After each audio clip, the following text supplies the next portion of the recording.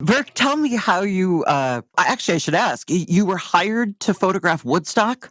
No, no, no, no. I'll tell you about Woodstock.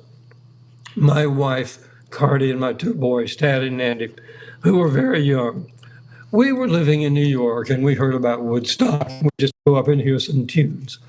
So when things like that are happening, like Martin Luther King, Woodstock, I never take assignments.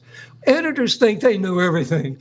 They don't know shit. Editors they're not there. What you do to see what you think you should see, and you photograph what's important, and it always changes anyway. Woodstock changed terrifically. We got in, we pitched our tent, and then Woodstock became Woodstock. So, no, I didn't take an assignment. I went there on my own.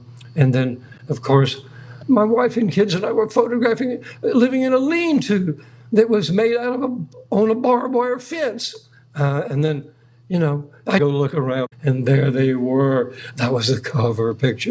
And I saw those people taking their clothes off up above the lake. I said, wow, great. So I went down to the stage where the photographers were on assignments, stupidly doing what the editors told them to do, which is to stay on the stage.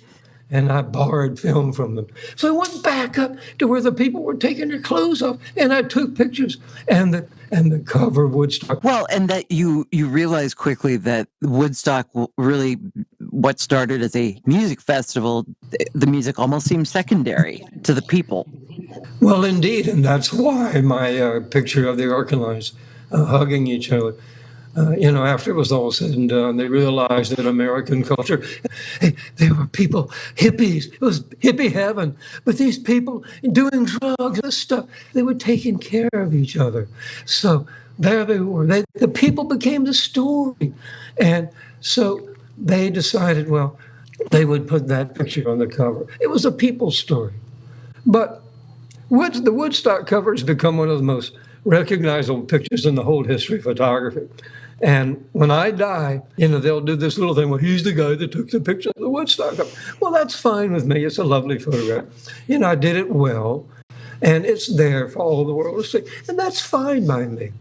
I love that idea. It's about communication.